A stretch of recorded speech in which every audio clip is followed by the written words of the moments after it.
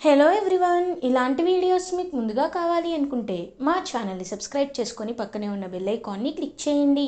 Upcoming రివ్యూలోకి వెళ్ళిపోదాం. చామంతి ప్రేమ్ గుడిలో ఉన్న పంతులు గారిని మీట్ అవుతారు. మీట్ అయ్యి జరిగిందంతా చెప్పి విక్రమ్కి స్రవంతికి పెళ్ళయింది అని ప్రూవ్ చేయాలంటే మీరు చెప్పే సాక్ష్యం బట్టే అంతా డిసైడ్ అవుతుంది పంతులు గారు. మీరు నిజం చెప్తే స్రవంతి జీవితం బాగుపడుతుంది అని ప్రేమ్ పాపం కన్విన్స్ చేస్తూ ఉంటారు. అయ్యో, జరిగిన నిజాన్ని చెప్పడానికి ఎందుకు బాబు అంత ఆలోచించడం, నేను చెప్తాను కదా అని చెప్పి పంతులు గారు అంటారు. సో చామంతి ప్రేమ్ ఇద్దరు హ్యాపీగా పంతులు గారిని కోర్టుకి తీసుకొస్తారు. కోర్టులో ప్రొసీడింగ్స్ స్టార్ట్ అవుతాయి. చామంతి జడ్జ్తో, యువర్ ఆనర్, మీకు నేను మాటిచ్చినట్టు సాక్ష్యాన్ని తీసుకొచ్చాను. ఈయన ఇక్కడే ఉన్న రామాలయంలో పూజారి గారు. నిన్న ఈయన అవైలబుల్గా లేరు, కానీ ఒక 2 రోజుల క్రితం ఇదిగో ఈ విక్రమ్ అండ్ శ్రావణి పెళ్లి చేసుకుంది ఈయన గుళ్ళోనే, పెళ్లి చేయించింది కూడా ఈయనే. కాబట్టి ఈయన నోటి నుండే మీరు నిజం వినండి అనేసరికి ఒక్కసారిగా ఇంకా అలా పంతులు గారు చెప్పడం స్టార్ట్ చేస్తారు. ఇదేంటి నిజమేంటమ్మా, అయినా యువర్ ఆనర్ జడ్జి గారు, వీళ్ళు అన్ని అబద్ధాలు ఆడుతున్నారండి, నాకు అబద్ధం చెప్పమని చెప్పారు. ఇంకా పంతులు గారు కూడా అలా అబద్ధం చెప్పేసరికి ఒక్కసారిగా పాపం షాక్లో ఉండిపోతుంది చామంతి. కుప్ప కూలిపోతుంది. వీళ్ళిద్దరికీ అసలు పెళ్ళే జరగలేదు, వీళ్ళు నాకు అబద్ధం చెప్పమన్నారు, అబద్ధం చెప్తే డబ్బులు కూడా ఇస్తామన్నారు అని చెప్పేసరికి ఇంకా చామంతి అయితే పాపం కుప్ప కూలిపోతుందన్నమాట. అలా ఇంకా చామంతి ప్రేమ్ ఇద్దరు ఒకరినొకరు చూసుకుంటూ ఉంటారు. చామంతి ఇంకా కన్నీళ్ళు పెట్టుకుంటూ, ఇప్పుడు ఈవిడ ఇలా చేశారు కాబట్టి చామంతి ఇంటి నుండి బయటికి వెళ్ళిపోక తప్పదు అనే మాటలే చామంతికి గుర్తుకు వస్తూ ఉంటాయి. పాపం చామంతి ఏమో అలా ఇంకా కుప్పకూలేసరికి జడ్జ్ కూడా, చూడండి, న్యాయాపవాదాలు న్యాయాన్యాయాలు కన్సిడర్ చేసిన తర్వాత విక్రమ్ వైపే అంతా కరెక్ట్గా ఉంది అని ఈ కోర్ట్ నిర్ణయించడం జరిగింది. విక్రమ్ చెప్పింది నిజమేనని, విక్రమ్ శ్రావణిలకి పెళ్ళి జరగలేదు అని కోర్ట్ నిర్ధారించింది. దిస్ కోర్ట్ ఇస్ జాయింట్ అని చెప్పి ఇంకా అలా అక్కడి నుండి వెళ్ళిపోతూ ఉంటారు జడ్జ్. ఒక్కసారిగా పాపం చామంతి ఏమో అలా కుప్పకూలి చూస్తూ ఉంటే అప్పుడే కరెక్ట్గా చిటికలు వేస్తూ నిషా పిలుస్తుంది చామంతిని. చామంతి తల వంచుకొని వెళ్ళిపోతూ ఉంటే, ఏంటి అబ్బో, కళ్ళ నుండి కన్నీళ్ళు వస్తున్నాయా, ఇక నీ బ్యాగ్ సర్దుకోవాల్సిన టైం వచ్చేసింది, ఎందుకంటే ఇంక నువ్వు ఏమీ చేయలేవు. దానికి కారణం ఏంటో తెలుసా, నేను. చూడు, పంతులు గారిని ఇవాళ పొద్దున కలిసావు, కానీ నేను నిన్న రాత్రే కలిసా. రాత్రి కలిసి ఆయనకి ఇవ్వాల్సిన సంభావన ఇస్తే ఆయన నిజం ఆటోమేటిక్గా చెప్పేశాడు. కాబట్టి ఇప్పుడు నువ్వు అర్థం చేసుకుంది ఏంటి, నాతో జాగ్రత్తగా ఉండాలి. ఒక్కసారి నేను కేసు టేకప్ చేస్తే నా వైపు అన్యాయం ఉన్నా డబ్బుతో కొనేసి న్యాయం వైపు తిప్పుతాను. ఇప్పుడు నువ్వు ఆ ఇంటి నుండి వెళ్ళిపోతున్నావు కాబట్టి నాకు చాలా ప్రశాంతంగా ఉంది అని ఇంకా నిషా ఎంతో అంటే ఎంతో హ్యాపీగా ఫీల్ అయ్యి అలా వెనక్కి తిరిగి చూసేసరికి అక్కడ జడ్జ్ ఉంటారు. ఒక్కసారిగా జడ్జ్ని చూసి షాక్ అయిపోతుంది నిషా. ఇంకా అలా క్లాప్స్ కొడుతూ ప్రేమ్ అండ్ చుట్టుపక్కల ఉన్న వాళ్ళందరూ వస్తూ ఉంటారు. ప్రేమ్ అయితే అలా ఇంకా చూస్తూ ఉంటాడనమాట నిషా వైపు. నిషా ఏమో ప్రేమ్ వైపు చూస్తూ ఉంటుంది. ప్రేమ్ అలా ఇంకా నిషాతో, చూడు, నీ గురించి నాకు తెలుసు, అందుకే నేను ముందుగానే జడ్జ్ గారితో మాట్లాడాను అని నిజం చెప్పడం స్టార్ట్ చేస్తారు. ఆ నిజం ఏంటి అంటే, ఇంకా ఫ్లాష్ బ్యాక్లో ఎప్పుడైతే కోర్ట్ సెక్షన్ స్టార్ట్ అవ్వకముందే ప్రేమ్ వెళ్ళి జడ్జ్ని కలుస్తారు. జడ్జ్, ప్రేమ్ ఇలా కలిసారేంటి అని అడుగుతారు. సార్, నేను మీతో ఒక ముఖ్యమైన విషయం మాట్లాడాలనుకుంటున్నాను సార్. అది ఏంటి అంటే, మీకు ఒక నిజం చెప్పాలి. నిషా ఒక మినిస్టర్ కూతురు, ఆ విషయం మీకు తెలుసు కదా. తన డబ్బుని, తన పవర్ని తను చాలా ఇన్ఫ్లుయెన్స్ చేస్తుంది. ఇన్ఫ్లుయెన్స్ చేసే ఇదంతా చేస్తుంది. తన వైపే సాక్ష్యాలన్నీ ఉండేలా తను చాలా వైపు తిప్పుతుంది సార్. తన వైపు సాక్ష్యాలు ఉండేలా, ఎవరైనా తనకి ఎగెయిన్స్ట్గానే సాక్ష్యం చెప్పేలాగే తను చేస్తుంది. కాబట్టి ఈ విషయాల్లో నేను మిమ్మల్ని ఒకే ఒక్క రిక్వెస్ట్ చేస్తున్నాను అని అంటారు. చూడండి ప్రేమ్, మీ రిక్వెస్ట్ చేయడం కరెక్ట్ కాదు. నిజం చెప్పాలి అంటే ఇది కోర్టుకి వ్యతిరేకం కూడా. కానీ ఒకటి మాత్రం నిజం, మీరిప్పటి వరకు టేకప్ చేసిన కేసెస్ అన్నీ పేదవాళ్ళకి న్యాయం జరిగే కేసెసే. మీ పాత హిస్టరీ రికార్డ్స్ని నేను దృష్టిలో పెట్టుకొని ఈ ఒక్కసారి నీకు ఛాన్స్ ఇస్తాను. ఈ ఛాన్స్ని నువ్వు అస్సలు మిస్ చేసుకోవద్దు అని అంటారు. Thank you sir, thank you so much sir, ఈ ఒక్కసారి నాకు హెల్ప్ చేయండి అని ఇంకా హెల్ప్ చేయమంటారు. సో అలా జడ్జ్ అయితే కోర్టులో తీర్పు పాస్ చేసిన తర్వాత వచ్చి చూసేసరికి నిషా చామంతితో ఛాలెంజ్ చేశానని, కావాలనే పంతులు గారిని కూడా కొనేశాను అనే విషయాన్ని చెప్పడంతో అలా నిషా నిజస్వరూపం బయటపడుతుంది. ఇంకా ఒక్కసారిగా అలా నిషా షాక్లో ఉండిపోతుంది. అదంతా చూస్తూ రమాదేవి కూడా అలా షాక్లో ఉండిపోతుంది. ఇంకా వెంటనే జడ్జి అయితే నిషా దగ్గరికి వచ్చి, యూ చీట్, నువ్వు ఇంత మోసం చేస్తావని అస్సలు అనుకోలేదు. అయినా నువ్వు చేసింది చాలా తప్పమ్మా, చాలా పెద్ద తప్పు. ఇది కరెక్ట్ కాదు. ఇప్పుడు చెప్తున్నాను, మళ్ళీ కోర్ట్ స్టార్ట్ అవుతుంది అని మళ్ళీ కోర్టుకి అందరినీ పిలిపించి, ఇప్పుడే నా కళ్ళతో చూసిన నిజాన్నే నేను మనస్ఫూర్తిగా చెప్పాలి అని కోరుకుంటున్నాను. అది ఏంటి అంటే, నిషా అనబడే ఈ అసిస్టెంట్ అడ్వకేట్ తన పదవిని, తన పవర్ని యూజ్ చేసి జనాలని కొనేసి విక్రమ్ వాళ్ళ అమ్మ చేత బెదిరించబడి అబద్ధం చెప్పారు. పంతులు గారేమో ఈ నిషా దగ్గర డబ్బులు తీసుకొని అబద్ధాన్ని చెప్పారు. కాబట్టి చట్టానికి కళ్ళుండవు అంటారు. బట్ ఇలాంటి ముసుగులో ఉన్న పెద్ద వాళ్ళు, డబ్బుతో కొనగలిగేంత స్థాయి ఉన్నవాళ్ళు చేసే తప్పుల్ని ఖచ్చితంగా ఆ కళ్ళగంతలు తీసి చూడాలి. చూసే పవర్ ఈ జడ్జ్కి ఉంది, ఖచ్చితంగా ఉంది. కాబట్టి నేను నా కేసుని రీటేకప్ చేసి పర్సనల్గా మళ్ళీ దీన్ని రీఇష్యూ చేసి ఇప్పుడు తీర్పిస్తున్నాను. విక్రమ్ స్రవంతిలకి పెళ్ళయింది.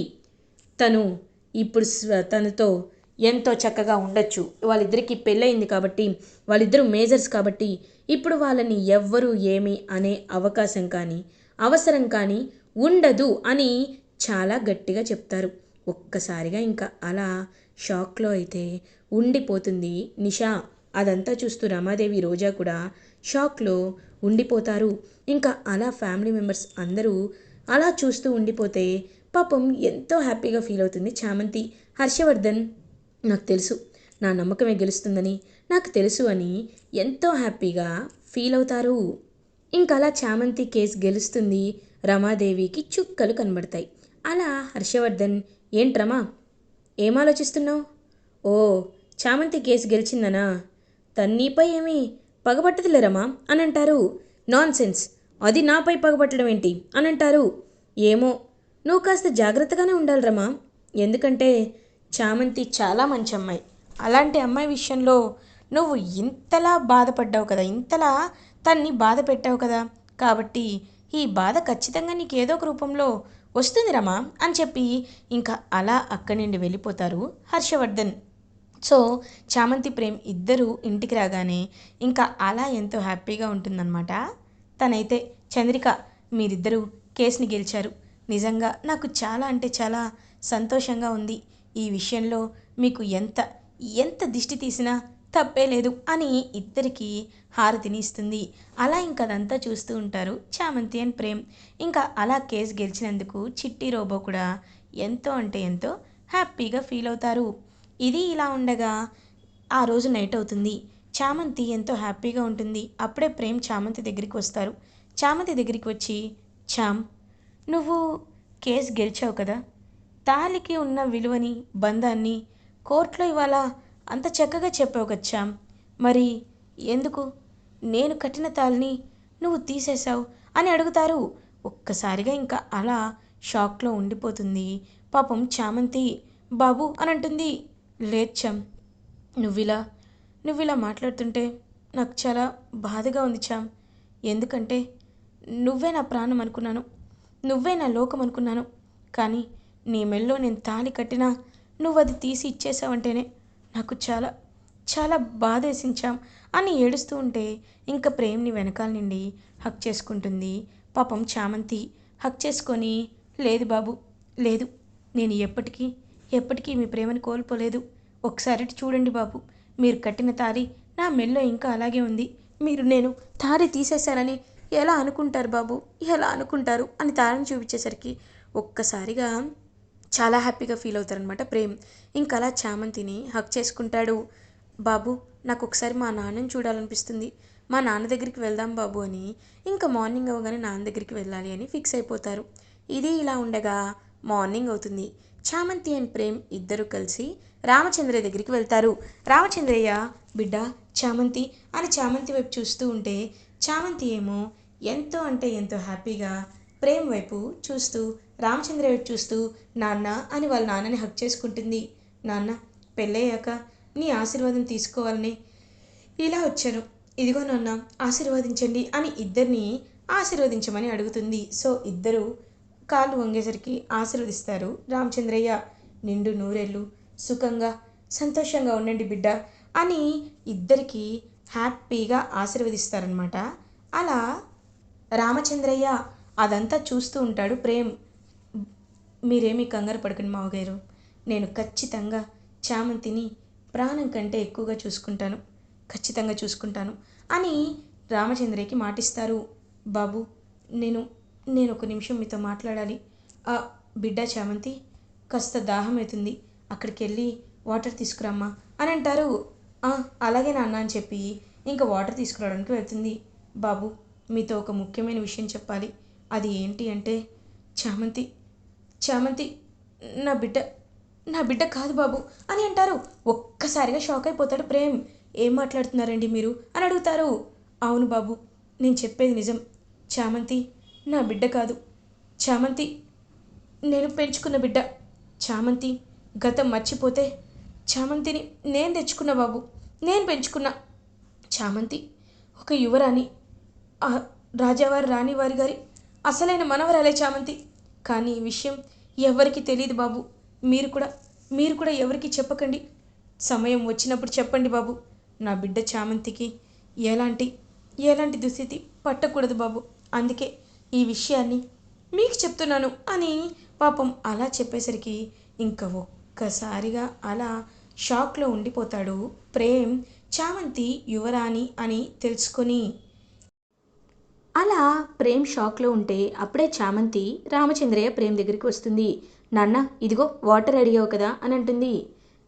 బాబు, నా బిడ్డ జాగ్రత్త బాబు అని చామంతి చేయిని ప్రేమ్ చేతిలో పెట్టి ఇద్దరిని పంపించేస్తారు. అలా ఇంకా కారులో వస్తూ ఉంటారనమాట చామంతి ప్రేమ్. అప్పుడే ప్రేమ్ మాత్రం ఆలోచించుకుంటూనే ఉంటాడు.